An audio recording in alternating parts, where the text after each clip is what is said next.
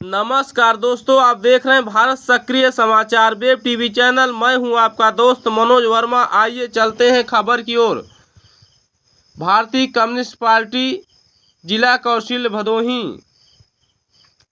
महामहिम राष्ट्रपति नई दिल्ली भारत द्वारा श्रीमान जिलाधिकारी भदोही को भारतीय कम्युनिस्ट पार्टी के राज्यव्यापी आह्वान पर भारतीय कम्युनिस्ट पार्टी जिला कमेटी भदोही सामाजिक न्याय को लेकर व्यापक रूप से जाति जनगणना कराने एवं तमाम जन समस्याओं को लेकर 5 सितंबर 2024 शिक्षक दिवस को न्याय दिवस के मनाने के निर्णय के रूप में ही समस्याओं को समाधान के लिए महामहिम राष्ट्रपति को ज्ञापन भेजने का निर्णय लिया है।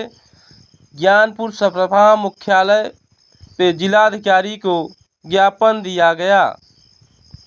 लागू करो, इंकलाब जिंदाबाद, जिंदाबाद, जिंदाबाद, इंकलाब जिंदाबाद, जिंदाबाद, जिंदाबाद। देश के अंदर है, सोशल मीडिया से लेके व्हाट्सएप यूनिवर्सिटी से लेकर पार्लियामेंट से लेके विधानसभा तक एक ही सवाल पर चर्चा हो रही है, वो है आरक्षण। और भारत सरकार की जो है आरक्षण को खत्म करना चाहती है।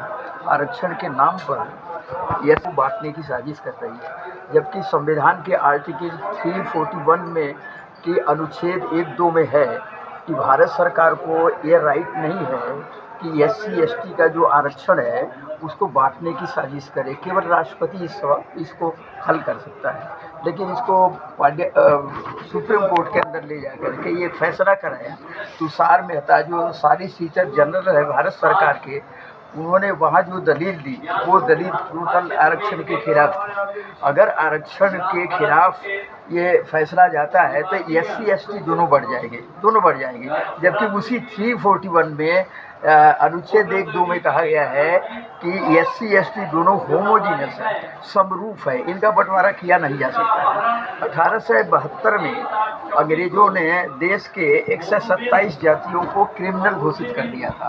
1971 में इंदिरा गांधी ने उसको क्रिमिनल शब्द जो टैग लगा हुआ था, जो मोहर लगा हुआ था क्रिमिनल का, उसको हटाया और SC/ST के अंदर शामिल किया। और उस SC/ST को बांटना चाहते हैं, कहते creamy layer. Where is creamy layer? कहाँ है क्रीमी लेयर?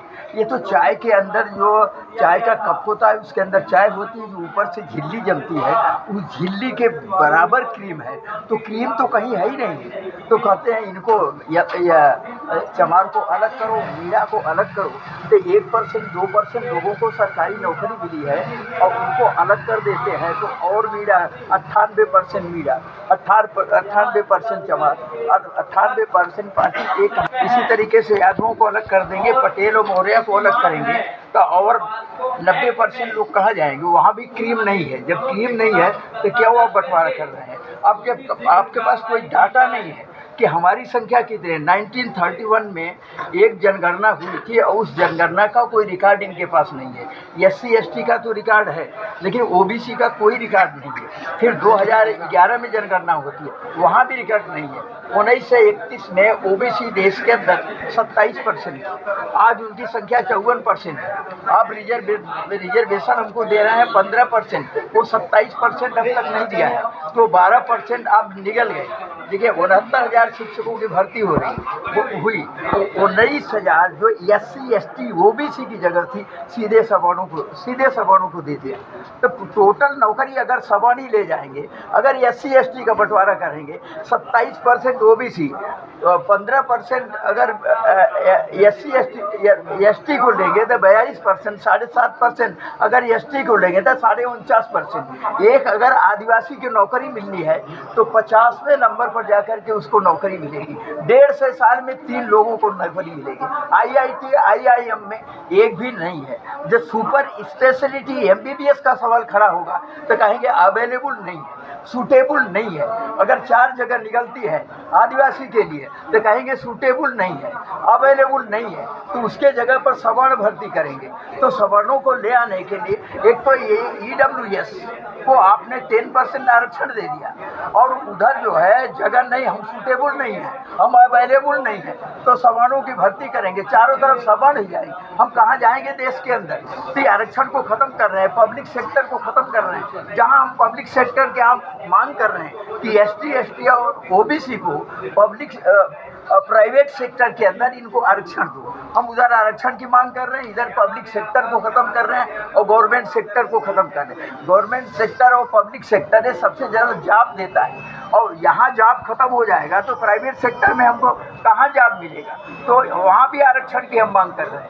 तो आरक्षण सबसे बड़ा सवाल है। और दूसरा सवाल सर है कि 3 जुडिशियल कोड भारतीय न्याय संहिता में 3 आपराधिक कानून अब इन्होंने पास किया। 147 पार्लियामेंट के मेंबरों को बाहर करके इन्होंने 3 जुडिशियल कोर्ट को पास किया। IPC और CRPC को खत्म करके भारतीय न्याय संहिता बना दिया। न्याय संहिता, नागरिक अधिकार संरक्षण संहिता और साक्ष्य संहिता। अब कोई आरोप मेरे ऊपर लगा दे, कोई लड़की आरोप लगा दे कि इन्होंने रेप किया, झूठा आरोप लगा दे, तो उसको लड़की को साबित नहीं करना है कि मैंने रेप किया, मैंने चोरी किया। जो चोरी की रिपोर्ट लिखाने वाले को साबित नहीं करना है, हमें साबित करना है। आज जो हम धरना प्रदर्शन कर ले रहे हैं या कलेक्ट्रेट पर बोल दे रहे हैं, अगर भारतीय न्याय संहिता लागू हो गई तो फिर बोलने का राइट छीन लिया जाएगा, सारा राइट पुलिस को दे दिया जाए। एम्पावरमेंट टू द पुलिस, इतना ज़्यादा एम्पावर उसको दिया जा रहा है, एम्पावरमेंट किया जा रहा है कि किसी आदमी को पकड़ के 90 दिन तक वहाँ रह सकता है। उस भारतीय न्याय संहिता के अंदर ये भी नहीं है तो 90 दिन तक मुझे बता सके कि उनकी गिरफ्तारी हो गई है तो कहाँ रखे गए हैं, किस हालत में रखे गए हैं, चार्जशीट लगेगी कि नहीं लगेगी, वो हमारा इनकाउंटर कर दिए कि क्या किए। तो सारे जो देश के अंदर अभी तो कह रही थी भारत सरकार की कांग्रेस मुक्त भारत, अब तो कह रही विपक्ष मुक्त भारत।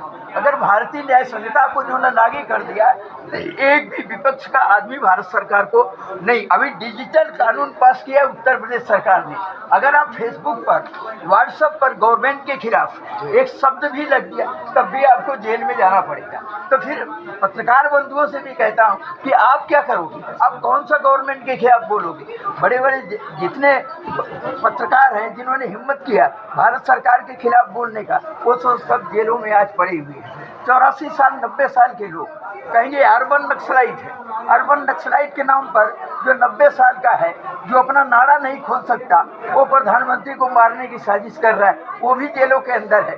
तो भारत सरकार टोटली जनहित के खिलाफ है, इस देश के खिलाफ है। अपने को देश प्रेमी कहती है, लेकिन देश प्रेम नाम की वहाँ कोई चीज़ नहीं है, क्योंकि आज़ादी के जंग में इसने क्रांतिकारियों के या देश की आज़ादी में इसने हिस्सा ही नहीं लिया था। यही एक पार्टी ऐसी है जिसमें एक भी फ्रीडम फाइटर नहीं मिलेगा। केवल BJP एक ऐसी पार्टी है जिसमें एक भी फ्रीडम फाइटर नहीं मिलेगा।